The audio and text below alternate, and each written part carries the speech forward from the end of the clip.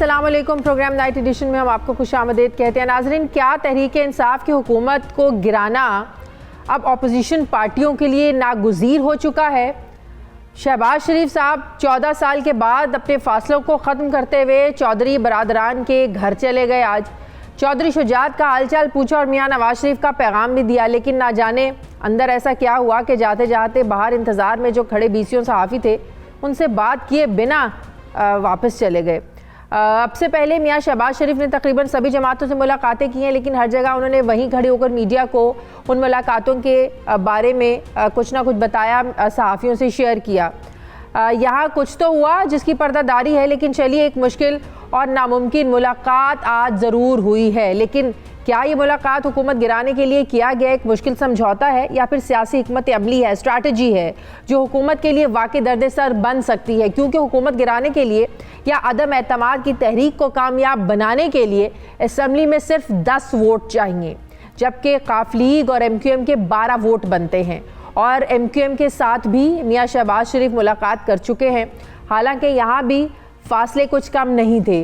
वो चौधरी बरादरान जिन्हें नून लीग देखना तक गवारा नहीं समझते थे, आज उनकी दहलीज पर फूलों के गुलदस्ते लेकर हाजिरी दी गई, जिसे वफाकी वज़ीर इत्तलात अपने अंदाज में कुछ ऐसे देखते हैं। कैसे वो इस मुलाकात को मज़ाहिया अंदाज में बयान करते हैं, ज़रा देखिए। ਜਿਹੜੇ ਸਾਰੇ मैं देख रहा अगर शहबाज शरीफ भी पहुंचे चौधरी साहबान के घर, कहते 14-15 साल बाद गए। फजलुर रहमान साहब भी गल कहते हैं, तो असं पंजाबी जाने ना कि सदके और थानेदार दे जिन्हें माँ तो याद करा दे। नाज़रीन, MQM, ANP, अवामी नेशनल पार्टी, जमात इस्लामी और बलूचिस्तान अवामी पार्टी समेत दीगर जो सियासी जमातें हैं, ये हमेशा एक दूसरे पर करप्शन, मुल्क दुश्मनी और इसी तरह के संगीन इल्ज़ामात लगाती रही हैं। मगर आज तहरीक इंसाफ की हुकूमत को गिराने के लिए हमें सब इकट्ठे नज़र आ रही हैं। ये सारी जमातें जो है इकट्ठी होती हुई नज़र आ रही हैं। तहरीक अदम एतमाद के लिए ऐसी ऐसी मुलाकातें हो गई हैं जो किसी के वहमो गुमा में भी नहीं था। नाज़रीन, तहरीक अदम एतमाद के लिए इतनी तेज़ी, क्या अपोजिशन जमातों को जेल जाने का डर है क्या? हालांकि गुज़श्ता 3.5 साल में अपोजिशन जमातों का शायद ही कोई बड़ा लीडर होगा जो नैब के मुकदमात में सलाखों के पीछे ना गया हो। तो फिर हुकूमत को ख़त्म करने की मुहिम अचानक इतना ज़ोर क्यों पकड़ रही है? ये इक़्तिदार लेने और एहतसाब से बचने की तगदो है या फिर वाकई अवाम का दर्द है, अवाम का साथ देना चाहते हैं, अवाम की तकलीफ़ों का मद्दावा करना चाहते हैं और इसकी हमायत में ये सब कुछ कर रहे हैं? असल माजरा क्या है, मैं बात करूँगी। मुझे ज्वाइन कर रहे हैं तहरीक इंसाफ के रहनुमा हैं, वज़ीर मुमलिकत बराए इत्तलात व नशरियात हैं फ़ारूक हबीब साहब। अस्सलाम वालेकुम, बहुत बहुत शुक्रिया फ़ारूक हबीब साहब। मैंने कहा मैं आज आपको बुला के ये पूछ लूँ कि घबरा तो नहीं गए? वैसे तो हमेशा कहते हैं कि घबराना नहीं है अवाम को। आज जो 14 साल के बाद मुलाकात हुई है शहबाज शरीफ साहब की चौधरी बरादरान के साथ, कोई आप लोग तो नहीं घबरा गए इस मुलाकात से? मुझे तो पता नहीं अब ये 14 साल बाद हुई है या 22 साल बाद हुई है, लेकिन चौधरी बरादरान से जो है वो हाथ नहीं मिलाएंगे, ये शहबाज शरीफ और नवाज शरीफ ने कई बार कहा था और ये कोई ढकी छुपी बात नहीं है। लेकिन वो फवाद चौधरी साहब ने ठीक कहा कि जो है ना, वो कहते हैं जब कोई थानेदार तगड़ा आ जाए तो फिर जो है वो इधर उधर भागना शुरू कर देते हैं। चोर जिनके ऊपर 16 अरब रुपए का FIA का केस है, जिनके ऊपर 7.5 अरब रुपए का TTO का केस है, आसिफ अली जरदारी के ऊपर पापड़ वालों का, फलूदे वालों का केस है। यही वजह है कि अब ये इकट्ठे होकर इधर उधर जो है वो मीटिंग्स करते फिर रहे हैं। जो हमारे इत्तेहादी हैं वो हमारे साथ हैं, पिछले 3.5 साल से हमारे साथ हैं। इनको फिक्र करनी चाहिए अपने उन मेंबरान की। जब भी कोई वोटिंग आती है, जब भी ये सेनेट में अदम एतमाद की तहरीक लेकर आते हैं, स्टेट बैंक का बिल हो, इनके अपने 25-30 अरकान जो है ये पीछे मुड़ के देखते हैं, इनके साथ नहीं खड़े होते। तो लिहाजा हुकूमत को किसी किस्म का कोई खतरा नहीं है। इन्होंने ऐसे ही फैसले किए थे, लॉन्ग मार्च करेंगे, फिर किया नहीं। इन्होंने ऐसे ही फैसला किया था, अगर देखें 14 साल के बाद मुलाकात हुई है, इसी तरह इन्होंने अदम एतमाद का भी फैसला किया और वो भी नहीं आएगी। ये मुलाकातें अगर हो रही हैं, इसके पीछे कोई तो वजह है। इत्तेहादी तो आपसे भी नाराज रहे हैं, ऐसे नहीं है कि इत्तेहादी आपसे बहुत खुश है। MQM नाराज रही है आपसे, आज भी नाराज है। वो कहते हैं कि जो मुल्क के मसाइल हैं वो आप लोग हल नहीं कर सके हैं। अब देखें बिजली कल महंगी हो गई, गाहे बगाहे ऐसी ही नाराजगी आपकी काफ लीग से पिछले 3.5-4 सालों में रही है। कुछ तो ऐसा हुआ है कि आपके अहम इत्तेहादी जो पंजाब में भी आपको संभाले बैठे हैं, जो विफाक में भी आपको संभाले बैठे हैं, वो शहबाज शरीफ साहब से मुलाकातें करें, इसके पीछे कुछ तो माजरा है। आप लोग भी समझते हैं? नहीं, देख देखें, बुनियादी तौर के ऊपर फिर मैंने आपको कहा कि अब तो मिन्नत समाजत पे उतर आए हैं ना, अब तो तरलो मिन्नतों की सियासत शुरू हो गई है। ये अब पांव पकड़ने वाला काम शुरू हो गया है। शहबाज शरीफ ने तो जरदारी को भी पांव पकड़ के बुलाया है वहां पर, आए आप बैठ के जो है वो तीतर और बटेर के खाने खाते हैं। क्योंकि मसला क्या है, मसला सिर्फ और सिर्फ ये है कि इनका मसला, ये कहते हैं जी आवाम पर बड़ी मुश्किलात हैं। तो क्या सिंध की आवाम पर मुश्किलात नहीं है? 13 साल से सिंध में पीपल्स पार्टी की हुकूमत है, वहां 20-20 अरब रुपए की गंदम चूहे खा जाते हैं, जो बाद में नैब रिकवर करता है वहां से। वहां पर जो हालात हैं, तो आसिफ अली जरदारी ने अवाम का क्यों बेहतरी करके गए थे, जो उनसे भी इन्होंने हाथ मिला लिया है।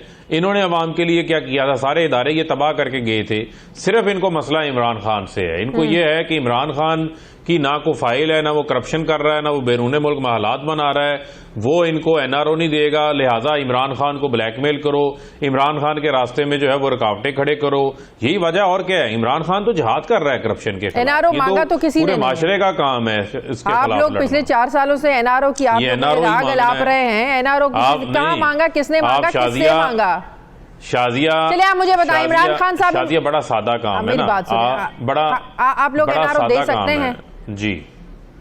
एनआरओ कौन देता रहा है, किसके पास ये पावर है, आपको पता है, हमें भी पता है। एक मिनट, एक मिनट। तो फिर अदम एतमाद इमरान खान के खिलाफ क्यों आ रही है? फिर जलसे जुलूस क्यों हमारे खिलाफ ये निकालते हैं? मुझे आप ये बताएं, दिन भर जो है वो इमरान खान के ऊपर सारी तनकीद ये क्यों करते हैं? क्योंकि इनको पता है कि इनके रास्ते के अंदर इमरान खान खड़ा हुआ है, वरना अदरवाइज तो इन्होंने परवेज मुशर्रफ जैसे बंदे से भी एनआरओ ले लिया था। क्या नहीं लिया था इन्होंने? क्या इनकी तारीख नहीं है एनआरओ लेने की? 10 साल का ये मुआहिदा करके चले गए थे इन्होंने। फिर बाद में परवेज मुशर्रफ से एक बार फिर एनआरओ लिया था, जिसकी कीमत जो है वो कौम को अदा करनी पड़ी। यहां पर और कोई शख्स नहीं है। इमरान खान वजीर आजम बनने से पहले अपनी 40 साल कमाई का हिसाब देकर आया, जो बैरून मुल्क से बैंकिंग चैनलों में पाकिस्तान लेकर आए थे।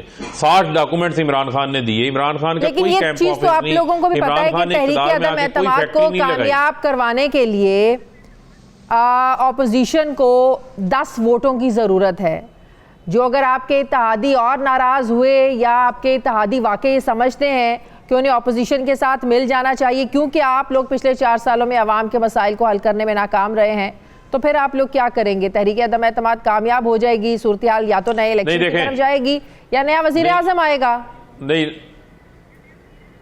नहीं, देखें, ये तो तमाम तर जो है ना इनकी स्कीमें पहले भी नाकाम हुई हैं, अब भी नाकाम होगी।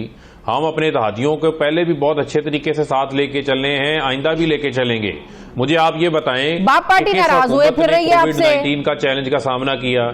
नहीं, कोई बात नहीं, वो सारा हमें पता है किसकी नाराजगी कैसे दूर करनी है, वो हम कर लेंगे, वो हमारा मसला है। आपने कहा हुकूमत, उनको लगता है 4 साल में हुकूमत नाकाम हो गई। मुझे आप ये बताएं, कोविड-19 को हमने अच्छा बेहतरीन हैंडल किया, पूरी दुनिया हमारी तारीफ कर रही है कोविड-19 को हैंडल करने के ऊपर। मैशियत को हमने बहाल कर दिया, 5.3% ग्रोथ हमने दी, एक्सपोर्ट हमारी बढ़ रही हैं, टैक्स कलेक्शन हमारी बढ़ रही है, हम इंडस्ट्रियलाइजेशन कर रहे हैं, हम फार्मर को फायदा पहुंचा रहे हैं, हम सेहत कार्ड लेकर आए हैं 18 करोड़ आबादी के लिए पाकिस्तान की। पहली बार 10 लाख रुपया मुफ्त इलाज को मिला। किसान को यूरिया मिल रही है, सुन लेना, गंदुम हम बाहर एक्सपोर्ट किया करते थे, आज सिचुएशन ये है कि आज हमें इंपोर्ट करनी पड़ी है। पहले भी पिछले साल भी आप लोगों ने इंपोर्ट की। नहीं, एक मिनट शाजिया, नहीं शाजिया, सुन ले। देखें, बड़ा आसान काम है। आप कहती हैं हम एक्सपोर्ट किया करते थे। हाँ। सुन लें, आपकी सालाना 2.5% से आबादी बढ़ रही है, 50 लाख लोगों का नया इजाफा होता है आपके।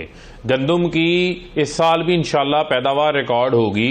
हमें गंदुम जो है वो इंपोर्ट की तरफ नहीं जाना पड़ेगा। किसान की जेब में 1400 अरब रुपया इजाफी गया है। उसको 1300 रुपया रेट मिलता था फी मन का, उसको 1800 रुपया मिला है।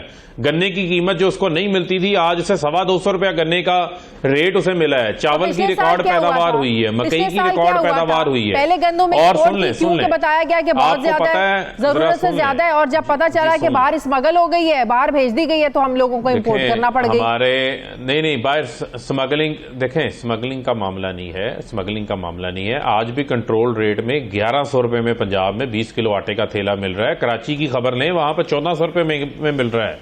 आज पाकिस्तान में अगर आप यूरिया इंपोर्ट करें तो 11,000 रुपए की एक बोरी पड़ती है आपको। यहां तो 1800 रुपए में हमने दस्तयाब की है। 4.5 लाख बोरी फी डे पैदा हो रही है यूरिया की शॉर्टेज का जो मामला था वो खत्म हो गया है। जो पैनिक बाइंग थी वो खत्म हो गई। अब यूरिया बाफर मौजूद है पाकिस्तान में। अब अब यूरिया, मैंने आपको कहा यूरिया वाफर पाकिस्तान के अंदर मौजूद है, हम अपने प्लांट्स चला रहे हैं।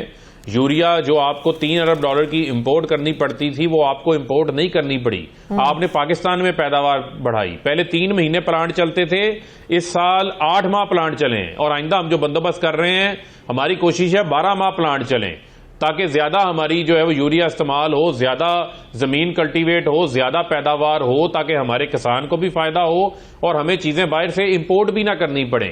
आलमी सतह के ऊपर महंगाई के रिकॉर्ड टूट गए। आप अमेरिका उठा के देख लें, बरतानिया उठा के देख लें, फ्रांस उठा के देख लें, 40-40 साल महंगाई के रिकॉर्ड टूट गए। $95 फी बैरल के ऊपर तो पेट्रोल पहुंच गया है। वहां लोगों की जो कमाई है ये खुर्दनी तेल वो भी उस लिहाज से है, वहां लोगों को और बहुत सहूलियत दी जाती है, इसलिए बाहर का कंपैरिजन करते हैं तो हर लिहाज से किया करें ना, फिर पूरा कंपैरिजन किया करें। इम्पैक्ट पड़ा है ना, तो आप हमारे सेहत कार्ड की तो फिर तारीफ करें ना। ये दुनिया के किन ममालिक में यूनिवर्सल हेल्थ कवरेज है जो इमरान खान लेकर आया है? पहले हुक्मरान क्यों नहीं लेकर आ गए? क्योंकि उनके तो पेट में दर्द होती थी, लंदन दुबई में इलाज करवाने चले जाते थे। इमरान खान तो यहां पर पूरी आबादी के लिए लेकर आ गया है। शादिया आपका भी सेहत कार्ड बन गया है, मेरा भी बन गया है, जिसका लाहौर से ताल्लुक फैसलाबाद से अब गुजरांवाला, सरगोदा, मुल्तान की बारी आने वाली है, उनके लिए भी सेहत कार्ड की सहूलत मिल गई है। ये भी यही इमरान खान लेकर आया है। जबरदस्त है, बिल्कुल ठीक है। 3.5 साल में हम 70 साल के मसाइल को हल कर रहे हैं। तहरीक अदम एतमाद के लिए बड़ी पुरजोश भी है, उन्हें एतमाद भी ऑपोजिशन को कामयाब हो जाएगी, लेकिन आपको पता है, हमें भी पता है इस हकीकत का कि हमारे मुल्क में तहरीक अदम एतमाद आज तक कामयाब हुई नहीं है। इसके लिए किसी और सहारे की जरूरत होती है, ये ऑपोजिशन भी मानती है। आप लोगों को कोई खौफ है कि ऑपोजिशन वो सहारा लेने में कामयाब हो जाएगी? देखें, पहले तो आप ऑपोजिशन मुझे ये बताए कि उन्होंने वोट को इज्जत देनी थी, वोट को इज्जत दिलवा दी है उन्होंने कहा था हम तो किसी से कोई बातचीत नहीं करेंगे। तो फिर आप मुझे बता दें कि ये अदम एतमाद की कहानी जो है वो फिर कहां से शुरू होती है। देखें, इस अदम एतमाद के पल्ले कुछ नहीं है। आज अभी मैं आपको बता रहा हूं कि फजलुर रहमान DI खान से इलेक्शन हार गए हैं, वहां से अली मीन गंडापुर के भाई इलेक्शन जीत गए हैं। फजलुर रहमान के घर से अदम एतमाद होगी, जो PDM के इमाम बने हुए हैं इनके। तो ऑपोजिशन पे अदम एतमाद कर रही है। ये देखिए, इन्होंने एक दूसरे को फिर सिलेक्टेड कहना शुरू कर देना। आप देखें तो सही होता क्या आगे ये जरदारी ने जो दाना डाला है इनको, वो दाना इन्होंने नहीं चुगना, और शहबाज शरीफ के लिए सिर्फ मरियम सफदर ही काफी है। ये ऐसे इनको जो है इतनी आसान नहीं है, वॉकअवे नहीं मिल जाएगा। ऑपोजिशन में अगर यकजहती नहीं है तो आपकी पार्टी के अंदर भी धड़ेबंदियां हैं। आप 2-3 दिन पहले जो एक आप लोगों की सर्टिफिकेट्स बांटने की तकरीब हुई, आधे वज़रा तो आप लोगों के नाराज हुए बैठे हैं, तो क्या इसका इम्पैक्ट नहीं आएगा? नहीं देखें, उससे नहीं देखें, वो तो टोटली एक डिफरेंट चीज है, उससे कोई फर्क नहीं पड़ता। वो हमने पहली बार एक मिसाल रखी है वैल्यूएशन के हवाले से। परफॉर्मेंस सुन लेना, परफॉर्मेंस एवैल्यूएशन के हवाले से वो हमने पहली बार एक अच्छी मिसाल रखी है। आपके तो वज़रा को पता ही नहीं है कि पहले कभी नहीं हुआ। एक हेल्दी कंपटीशन, किस कारकर्दगी पर जांचा गया, किस पैमाने पर जांचा गया। सुन लें शाजिया सुन लें, उसकी डिटेल्स भी मौजूद है, तफसीलात भी मौजूद हैं। कल वो इंशाल्लाह 3 बजे हम वो भी जारी करेंगे, मीडिया के सामने रखेंगे। लेकिन जो मैं आपसे अर्ज ये कर रहा हूं कि ये पहली बार एक सिस्टम आया है, एटलीस्ट इसको अप्रिशिएट करना चाहिए कि वैल्यूएशन शुरू हुई है, टारगेट्स दिए गए हैं, उन टारगेट्स की बुनियाद के ऊपर एक गवर्नेंस का एक नया निज़ाम मुतारफ करवाया गया है, जिसपे सब जो है उनकी परफॉर्मेंस एवैल्यूएशन भी होगी, जिसकी परफॉर्मेंस अच्छी होगी उसको अप्रिशिएट भी किया जाएगा, और ये एक हेल्दी कंपटीशन क्रिएट होगा। सब अच्छी परफॉर्मेंस के लिए फिर काम करेंगे। तो मैं समझता हूं समझाए ना, जो नाराज हुए बैठे हैं। शाह महमूद कुरैशी ने खत लिखा कि बताएं, कोई बात नहीं, देखें हमने तो इतना काम हमारा किया है। नहीं कोई बात, देखें सुन लेना, बिल्कुल काम किया है, इसमें कोई दो राय नहीं है। जो उनका इन हाउस अगर कोई इख्तलाफ होगा उसको हम इन हाउस बैठ के सॉर्ट आउट कर लेंगे, कोई ऐसा मामला नहीं है। हो सकता है उनको उस प्रोसेस के ऊपर जो है वो एतराज हो, लेकिन इसमें कोई शक नहीं है कि हमारी वजारत खारजा ने बेशुमार काम किया है। लेकिन जाहिर बात है जब उसकी इवैल्यूएशन होती है तो ऑन सर्टन टास्क होती है जो आपने खुद एग्रीमेंट किया होता है। वो एग्रीमेंट्स में अगर आपकी 100% कंप्लीशन है तो वो आपकी परफॉर्मेंस आ जाती है। अगर वो 80% है, 90% है, तो इस वजह से वो नंबरिंग के अंदर पीछे चला जाते हैं। अदरवाइज ये मजीद सिस्टम इंप्रूव होगा, आप देखेंगे इससे लोगों को अल्टीमेटली फायदा होगा। बहुत बहुत शुक्रिया वज़ीर मुमलिकत बराए इत्तलात व नशरियात फरूखा मेरे साथ है। मुझे ब्रेक लेनी, नाज़रीन वापस आते हैं एक छोटे से वक्फे के बाद।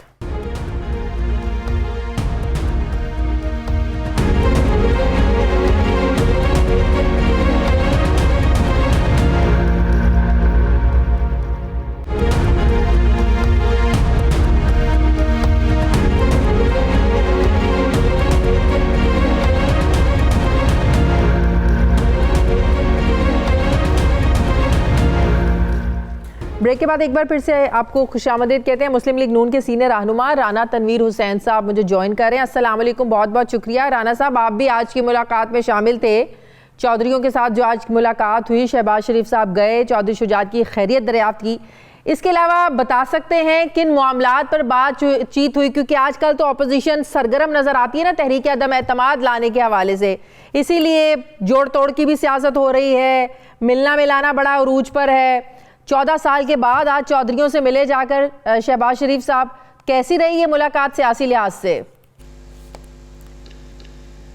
देखिए शाजिया, अभी आपने जो पहले कहा कि 14 साल बाद चौधरी साहबान के घर शहबाज साहब गए हैं, या मुस्लिम लीग नून की तरफ से जो लोग थे वो 14 साल बाद एक सियासी तौर पे जो रब्ता हुआ उनके साथ। और एक्चुअली जब पिछले मेरा ख्याल कुछ दिनों पहले मियां नवाज शरीफ साहब ने भी शहजाद साहब की खैरियत दरियाफ्त की थी, क्योंकि वो काफ़ी अरसे से बीमार।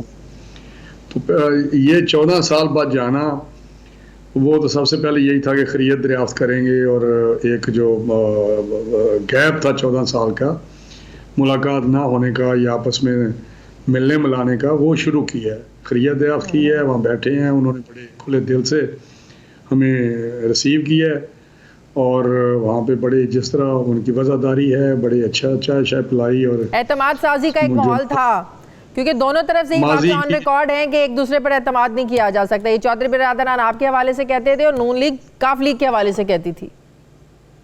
नहीं, अभी देखें ना, वहाँ पे जो पुरानी इतनी रफाकत रही है सियासी तौर पे भी, वो बातें हुई जो टाइम गुजरा हुआ है, और हमारे जो ज़ाती तल्लुकात थे उनके साथ तल्लुकात हैं, बचपन से भी हैं, कॉलेज से भी हैं।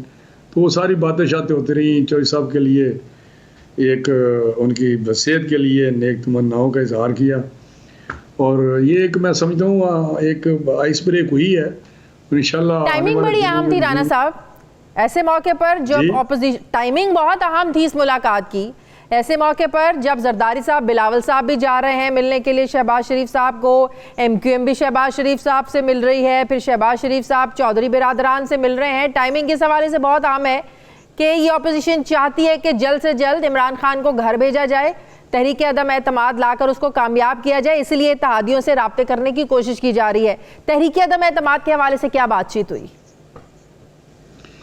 देखें, ये आपने बात ठीक की है कि हम चाहते हैं अपोजिशन वाले कि इमरान खान जल्द से जल्द घर जाएं, क्योंकि मुल्क के लिए एक एक दिन जो है वो बड़ा अहम है, इनका यहाँ रहना नुकसानदेह है, और इस तरह आवाम की ज़िंदगियों के जो मसाइल हैं वो भी बड़े शदीद से शदीद तर होते जा रहे हैं।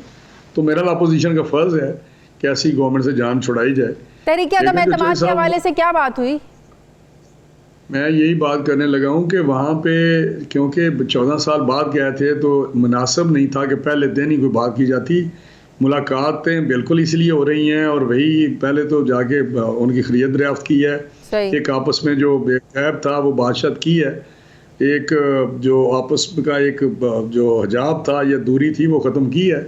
आने वाले दिनों में इंशाल्लाह देखेंगे कि पर्पज़ यही है कि तामन नहीं, अपना पर्पज़ भी बताया। जाहिर है चौधरी बिरादरान को भी तो पता है ना आप लोगों का इस वक्त मोटिव क्या है, मकसद क्या है, उस हुकूमत को घर भेजना जिनके वो इत्तेहादी हैं, तो वो इस हुकूमत से मुतमईन हैं, वो भी आप लोगों का साथ देना चाहते हैं, या बोला कि पार्टी से मुशावरत करेंगे उसके बाद बात आगे बढ़ सकती है?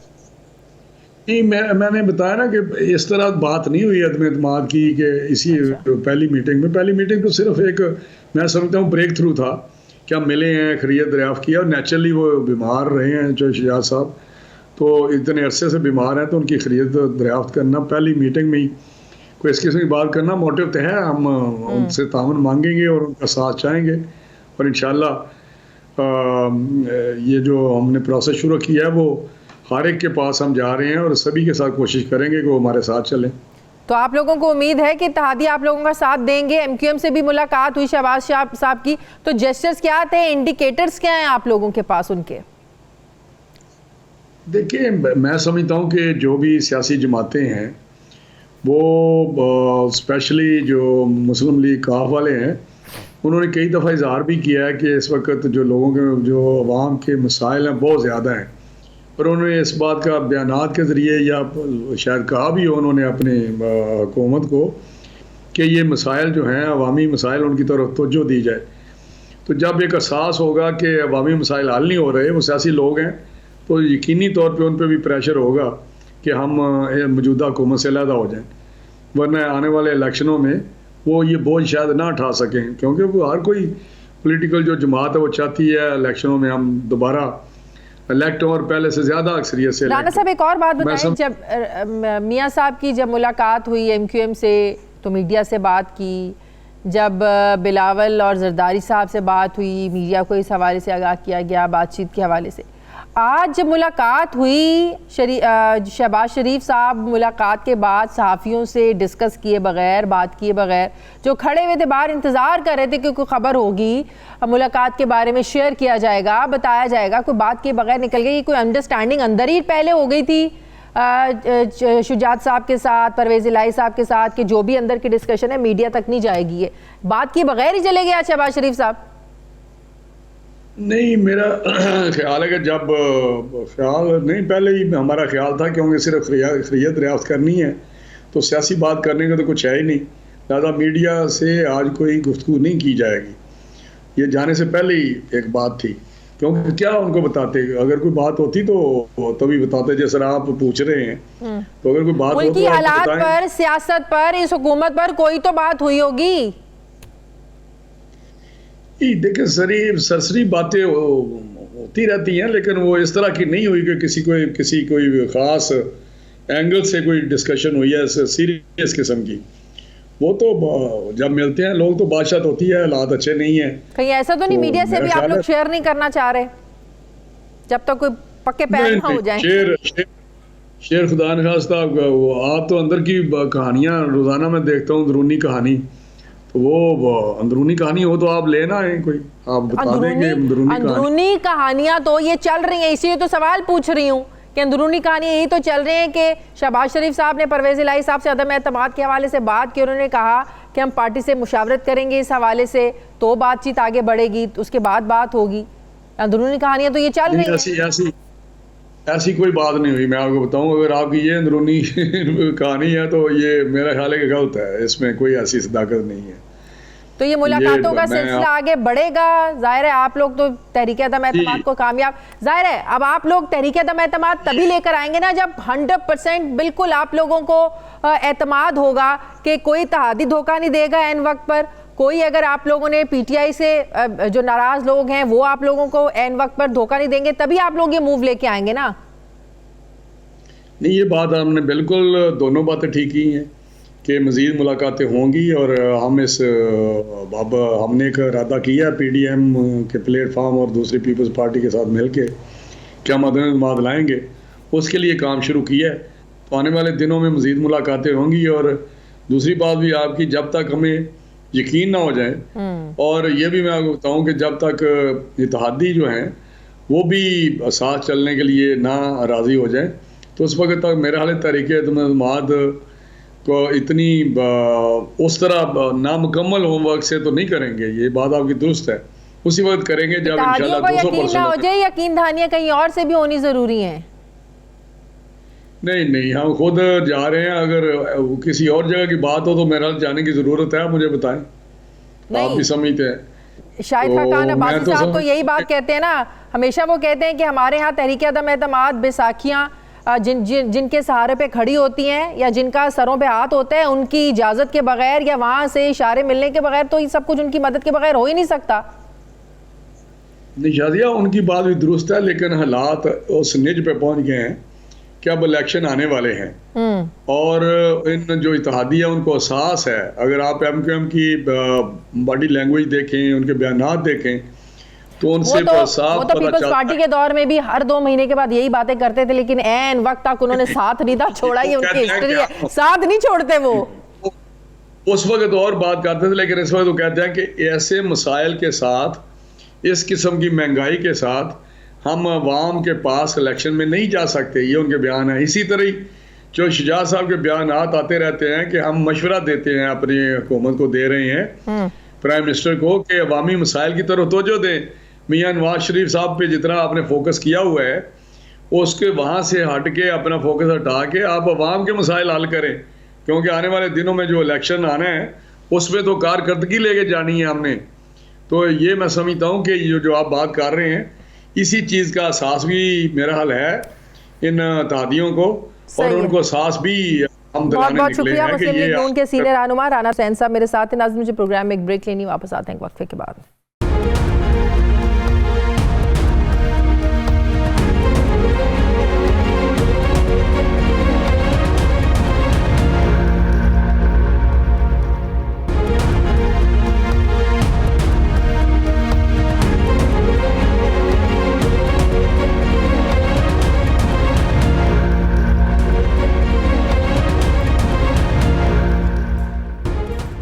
ब्रेक के बाद एक बार फिर से आपको खुशामदीद कहते हैं।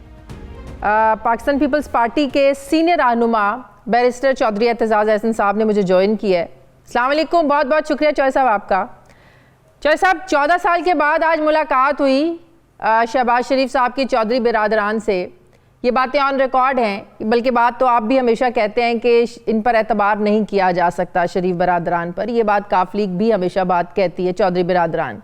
तो 14 साल के बाद होने वाली मुलाकात, आपको लगता है वो सारे गिले शिकवे एक मुलाकात में दूर हो गए, या ये वक्त की ज़रूरत है जिसको हम हमेशा नज़रिया ज़रूरत कहते हैं कि मुश्किल के वक्त जो है ना सब इकट्ठे हो जाते हैं, जो बात हमेशा इमरान खान साहब भी कहते हैं। तो ये मुलाकात आपको लगता है कि तहरीक अदम एतमाद की मजबूती की तरफ एक इशारा है, कामयाबी की तरफ इशारा है?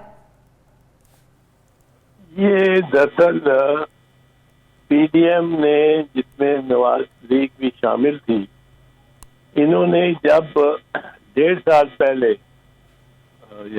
पहले चेयरमैन बिलावल भुट्टो की बात नहीं मानी और उसके पे सुनी अनसुनी कर दी, तब से ये मुश्किल में है, तब से बहुत परेशानी में है। इनको समझ नहीं आ रही, इनकी बात को बनती नहीं है।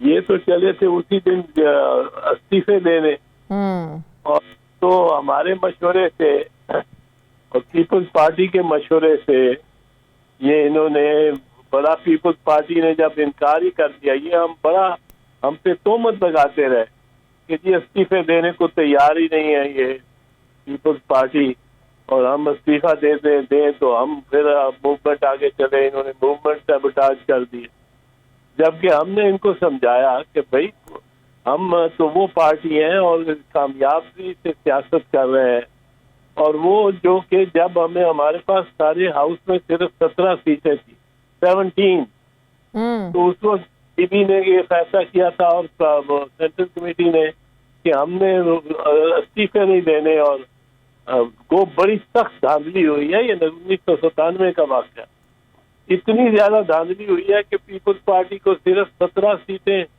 इन्होंने सारे हाउस में दी हैं। तो हम फिर भी इसको छोड़ेंगे नहीं, इस प्लेटफॉर्म को, और हमने उस प्लेटफॉर्म से सियासत की, और उसको छोड़ने का तो मकसद ही कोई नहीं। ये तो इस्तीफे मांग रहे थे, इन्होंने मांग लिए थे, मरियम ने हिदायत दे दी थी, वो भी इस्तीफा दे, जिसने किसी ने माना नहीं, और मौलाना के पास भी सबके इस्तीफे आने चाहिए थे, जो कि इनके पीडीएम के तो आए नहीं, उनके पास मुकम्मल हुए। तो ये पहले भी बात इन्होंने मानी, अब ये बहुत बदेर आए, दुरुस्त आयत भी अभी इनसे हो नहीं रहा है। ये गलत तरीके से कर रहे हैं, क्या ये खुद कह रहे हैं, अब ये खुद कह रही है मौलाना के अभी आज के अल्फाज है कि उधर से भी इशारा आ गया है कि हम न्यूट्रल हैं भाई, हमारा काम हो गया, हम बहुत हो गई हमारे साथ, और हम भी आपको इशारा दे रहे हैं, ये मीडिया को कह रहे हैं कि हम भी अब तैयार हो गए हैं और अब हम नो कॉन्फिडेंस मोशन लाएंगे। इसका मतलब है पीडीएम और मुस्लिम लीग नवाज जो है ये अदम एतमाद की तहरीक ला रहे हैं इमरान खान के खिलाफ, ऊपर उस इशारे से जिसका जब इमरान खान ने कहा था कि एम्पायर की उंगली खड़ी होने वाली है, तो आप उससे बरस पड़े थे और कहते थे ये क्या करते हैं। इनकी ये नहीं समझ आती, इमरान की समझ नहीं आती कि तब तो धरना ठीक। चलिए आप मुझे बताएं, तहरीक अदम एतमाद जिस तरफ आप भी इशारा कर रहे हैं, मौलाना साहब भी कर रहे हैं कि वो न्यूट्रल हैं, वहां के इशारे के बगैर और उनके न्यूट्रल हुए बगैर कामयाब कभी हुई है या हो सकती है? फिर इनको शर्मिंदा होना चाहिए अगर ये उसके इशारे पे चल रहे। वो राना जो है राना साहब फैसलाबाद वाले, वो भी कहते हैं कि जी हमें बस अब हमारे पे हाथ रख दिया गया, उधर से हाथ उठा दिया गया और बस अब ये अपने वर्कर नहीं, तो फिर ऐसी मूव में पाकिस्तान पीपल्स पार्टी साथ नहीं देगी?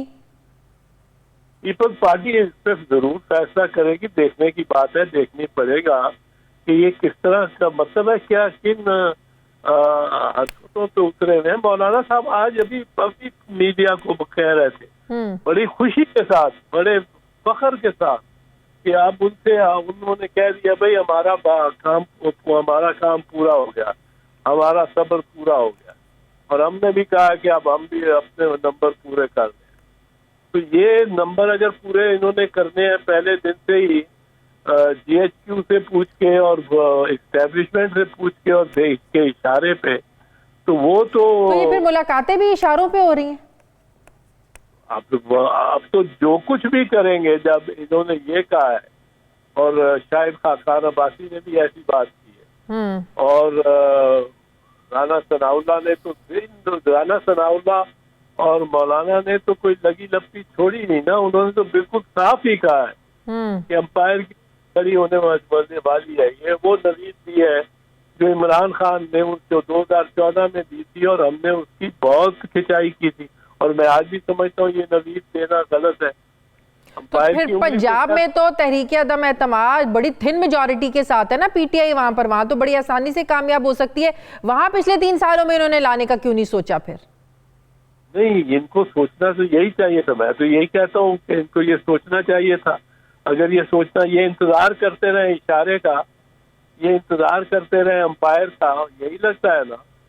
हम तो कहते थे कि तरीके 1.5 साल पहले से हम कह रहे हैं, चेयरमैन बिलावल कह रहे हैं। वो यही तो हमेशा आप लोगों को कहते रहे कि नंबर्स पूरे करें, नंबर्स बिलावल पूरे करके दिखाएं, मशवरे तो दे रहे हैं तहरीक अदम एतमाद के। आज जब उन्हें कहीं से यकीन दहानियां मिल रही है कि नंबर्स पूरे हो सकते हैं, तो वो क्यों ना आगे बढ़े? वो बढ़े जी, बढ़े, जरूर बढ़े, पर ये फिर मान लेना। खैर उन्होंने मान ही लिया है, बहुत मानने की क्या, उन्होंने मान ही लिया है कि उधर से इशारा आया और हम हरकत में आ गए। तो चौधरी साहब, ये तहरीक अदम एतमाद डायरेक्ट प्राइम मिनिस्टर के खिलाफ लाई जाएगी या आप समझते हैं कि पहले स्पीकर, डिप्टी स्पीकर के खिलाफ लाई जाए? जाहिर है अगर PTI के लोग भी कुछ शामिल हों, फिर वो फ्लोर क्रॉसिंग करें, तो कितने राइट्स होते हैं स्पीकर के पास कि जाहिर है वो डीसीट भी कर सकता है, कार्रवाई भी हो सकती है। तो क्या पहले स्पीकर को हटाना जरूरी है, उसके बाद PM के खिलाफ लाई जाए? ये उनसे पूछेंगे, मुझे मेरे से क्या, ये उनकी हिकमत अमली है। मैं उनको PDM को या मुस्लिम लीग नवाज को तो हिकमत अमली पे कोई मशवरा नहीं दूंगा तो अपनी पार्टी को दूंगा, उसके से मैं बात करूंगा। मैं ये उनको मशवरा आपका अपनी पार्टी को क्या मशवरा है कि इनके साथ मिलकर इस मूव में साथ देना चाहिए? वो अखबार में छपवाऊं कि मेरा क्या मशवरा है? जो मेरा मशवरा होगा मैं अपनी पार्टी जमात को दूंगा। शाजिया, मतलब है कि कोई इस तरह तो नहीं हो जिस तरह के शायद खान अब्बासी या ये सारे लोग बैठे हुए हैं और मशवरे दे रहे हैं जमात को और मीडिया पे दे रहे हैं। ठीक है, बहुत बहुत शुक्रिया। पाकिस्तान पीपल्स पार्टी सीनियर रहनुमा बैरिस्टर चौधरी एतजाज अहसन साहब मेरे साथ हैं। मुझे ब्रेक लेनी है, वापस आते हैं छोटे से वक्फे के बाद।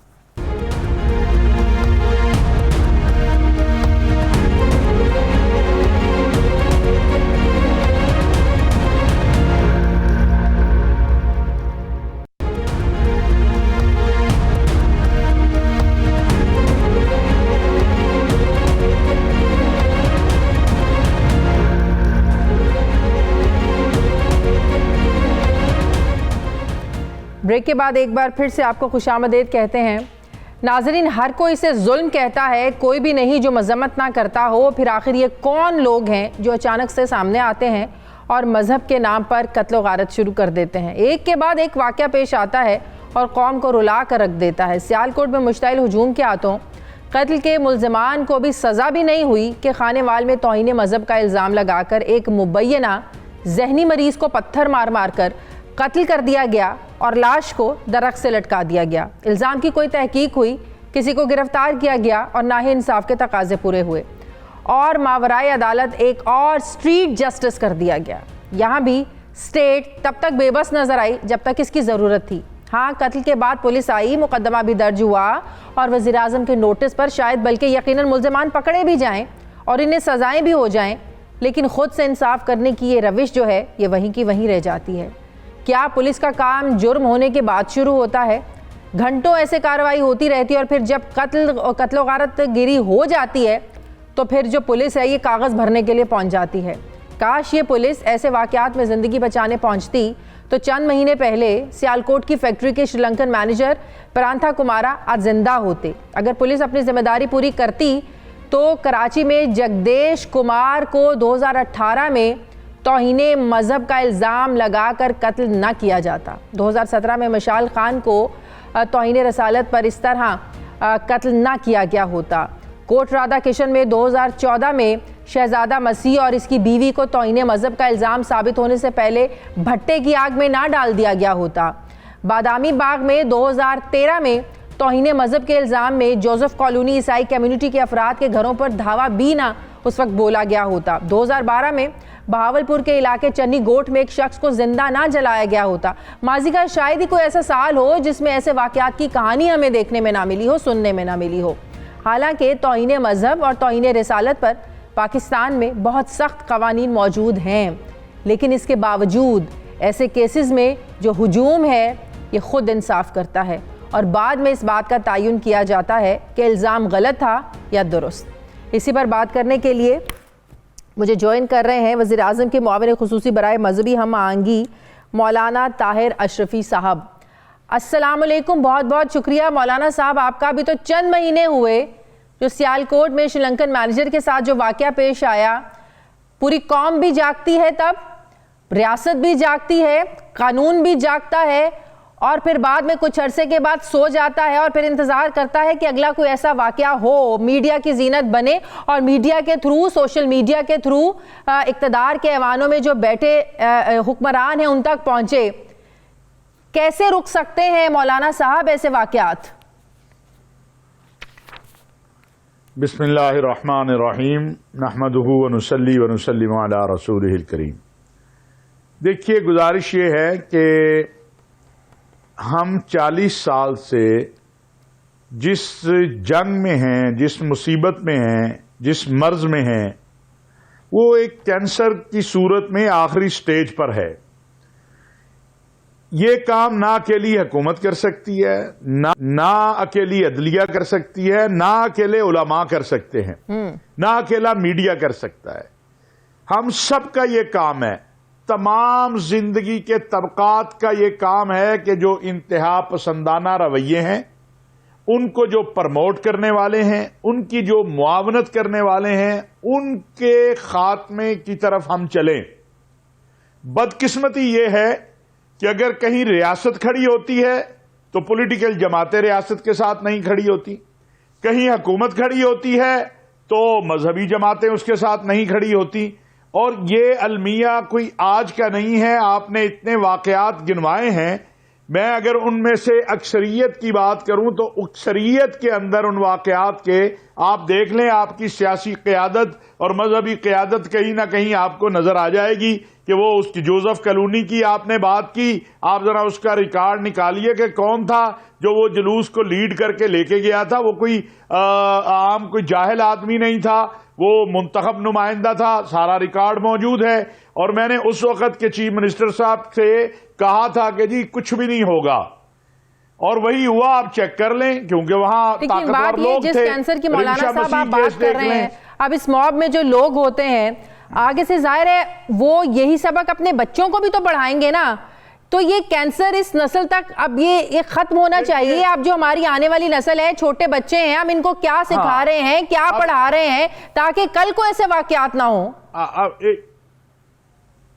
मैं गुजारिश करूं, अभी देखें श्रीलंका का जो वाकया हुआ था मैनेजर का, उस पर पहली मर्तबा 40 साल में मैंने देखा कि एक कौमी इत्तेफाक राय हुआ और वजीर आजम जो थे उन्होंने बहुत एक ताकतवर और सख्त स्टेटमेंट दी और उस पर अमल भी हुआ। ये नहीं कि अमल नहीं हुआ।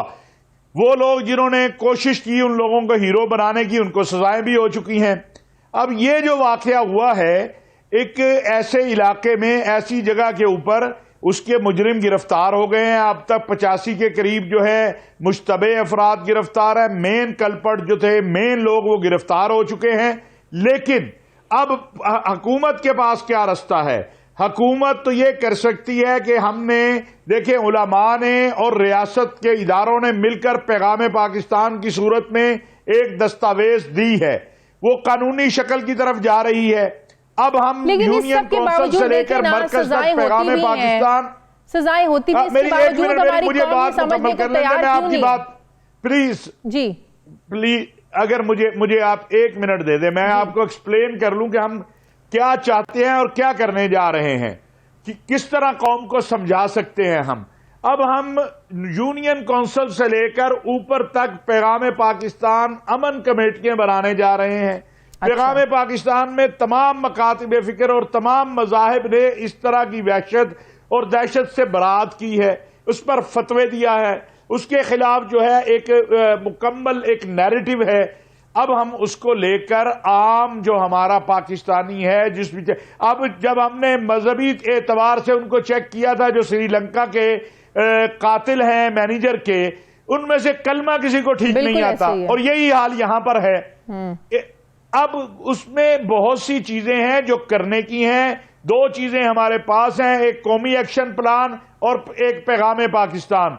उसको तमाम तबकात को इसमें साथ देना होगा। हमारी सियासी और मजहबी जमातों को भी इस हवाले से सोचना होगा। जी, हम अपने निसाब में ये चीजें शामिल क्यों नहीं करते? तौहीन मजहब को लेकर, तौहीन रिसालत को लेकर अपनी नस्ल को ये बताएं कि इसके लिए कानून मौजूद है। कानून हाथ में लेने की हमारा मजहब, हमारा जो वो कानून है, ये इजाजत नहीं देता। हम अपने बच्चों को ये क्यों नहीं सिखाते? हमारा जो निसाब अब तक यकसा निसाब तालीम आया है, पहली जमात से 5वीं तक, उसमें पहली मर्तबा है कि इन चीजों की तरफ तवज्जो दी गई है। उसमें रवादारी पर मज़ामीन है, उसमें झूठी खबर के फैलाने के ऊपर जो वईद है, जो कुरान का हुक्म है, ये सारी चीजें उसमें मौजूद है जो अब यकसा निसाब तालीम आप ला रहे हैं। लेकिन ये जो स्कूल कभी नहीं गया, जिसको कलमा तय्यबा नहीं आता, जिसको नमाज नहीं आती, वो डंडा पकड़ के आके उस गरीब के सर में मारता है, इसको कैसे ठीक करना है? इसके लिए जरूरत इस बात की है कि लोकल सतह से ऊपर तक जो है, जो नैरेटिव हम सब ने मिलके पैगाम पाकिस्तान में बनाया है, उसको आम किया जाए, सजाएं दी जाए। मैंने तो आज बतौर चेयरमैन पाकिस्तान उलमा कौंसिल के तमाम मकातिब फिक्र के उलमा के हमरा खानेवाल में, ये चीफ जस्टिस साहब हमारे जो नए आए हैं, ये बड़े काबिल फ़हम हैं, इनकी बड़ी वसी नज़र है इस्लाम पे भी, हालात पे भी। तो मैंने उनसे अपील की है कि खुदा के लिए ये जो तौहीन मजहब, तौहीन रिसालत के जितने भी मुकदमात हैं, इनके स्पीडी ट्रायल हों, बेगुनाह जो है रिहा हो, गुनाहगारों को सजाएं हो, ताकि ये तसव्वुर ही खत्म हो जाए कि ये कानून कुछ नहीं करता है। और जो लोग इसको बतौर वेपन इस्तेमाल करते हैं, उसके साथ साथ सोशल मीडिया है। आप सोशल मीडिया पे जाइए। अब ये मैं कहां रहूं जाके, किसके पास जाऊं? हमारी पीटीए, पैमरा, हमारी वजारत इत्तलाआत, तमाम इदारे जो हैं आलमी, जो यूट्यूब है, फेसबुक है, इनको कहते हैं ये मवाद हटाओ, वो नहीं हटाते हैं। अब ये चीजें, ये कोई स्कूलों के अलावा मदारिस में भी ये तालीम देने की जरूरत है मौलाना साहब। देखिए, मैं आपसे अर्ज करूं, मदरसे का जो तालिब इल्म है ना, उसको तो गुज़श्ता 20 साल में उसने तो ये भुगत भी लिया और वो बाज भी आ गया है। अब आपको मदरसे का तालिब इल्म, इन वाकयात में कोई मदरसे के तालिब इल्म है एक भी नहीं है, उसने भुगता है ये। हमने 1990 और 90s के बाद ये जो 2001 से 2020 आया है, इसमें मदरसे ने बड़ा कुछ भुगता है, मस्जिद ने बड़ा कुछ भुगता है। लेकिन हमें जागने की जरूरत है। ये खाली मेहराब व मिंबर कंट्रोल नहीं कर सकता। हमें अपने सलामती के इदारों के साथ खड़ा होना होगा, अपनी अफवाज के साथ खड़ा होना होगा और अपने घरों के अंदर हमें खुद खड़ा होना होगा कि हमने इस मुल्क को वहशत और दहशत और इंतहा पसंदी से पाक करना है। सब अपनी अपनी जिम्मेदारी पूरी करेंगे तो तब हम अपनी नस्लों को एक पुरअमन पाकिस्तान देना चाहते हैं। मैं आखिरी जुमला कहना चाहता हूं। अल्लाह ने कुरान करीम में जब बैतुल्लाह का बयान किया ना तो कहा वमन दखलहू काना आमिना, जो इसमें दाखिल हो जाएगा अमन मिल जाएगा। रात इस पागल शख्स को, इस मजनून को, इस फातरुल अक्ल को, इस कम जहन को मस्जिद में मारा गया है। मुझे बताएं कि ये काम जो मस्जिद में मारने का था ये तो उमर बिन खत्ताब के कातिल का था, ये अली उल मुर्तजा के कातिल का था, ये तो मुसलमानों का काम नहीं था। इनको हम कैसे मुसलमान कहें? इनको कैसे हम मोहम्मद अरबी सल्लल्लाहु अलैहि वसल्लम का मानने वाला कहें? और ये जो इस तरह के काम करते हैं, बेगुनाह को कत्ल करके उस पर नारे मार रहे होते हैं, ये क़यामत के दिन जब इनका सामना होगा अल्लाह और अल्लाह के रसूल से तो उस वक्त पता चलेगा कि ये कितना बड़ा जुल्म करके गए हैं और इन्होंने कितनी बड़ी ज्यादती की है। और अभी मैं कहूंगा किसी दिन कैमरा उन बच्चों के जिन्होंने श्रीलंकन मैनेजर को मारा था उनके घरों में तो जरा जाके कैमरा भिजवा के देखे हालात क्या है। किसी के घर में रोटी नहीं, किसी के घर में कपड़ा नहीं। बिल्कुल अपने घर वालों को भी मारते हैं, लोगों को भी मारते हैं, इस्लाम को भी बदनाम करते हैं, मुल्क को भी बदनाम करते हैं। तो लिहाजा सबको उठना होगा। अगर कोई ये समझता है ना ये आग जो है किसी और के घर है, मेरे घर नहीं आएगी, तो ये सबसे बड़ी खाम ख्याली है। बहुत बहुत शुक्रिया। रोकने के लिए सबको अपना अपना किरदार अदा करना। बिल्कुल, बहुत बहुत शुक्रिया। मौलाना ताहिर अशरफी साहब मेरे साथ थे, बहुत शुक्रिया आपका। नाज़रीन, हमारे प्रोग्राम का वक्त खत्म हो गया। फीडबैक ज़रूर दीजिएगा, अपना ख्याल रखिएगा। मुझे इजाज़त दीजिए, अल्लाह हाफिज़।